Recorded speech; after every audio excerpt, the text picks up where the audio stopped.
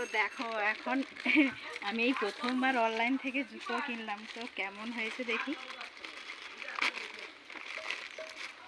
কোনোদিন কিন্তু অনলাইন থেকে জুতো কিনিনি, দোকান থেকেই কিনি, তো আজকে প্রথমবার অনলাইন থেকে জুতো কিনেছি।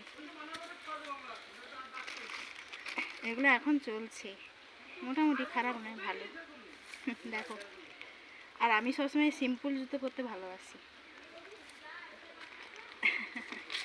তোমাদের সামনেই মানে ওপেন করলাম।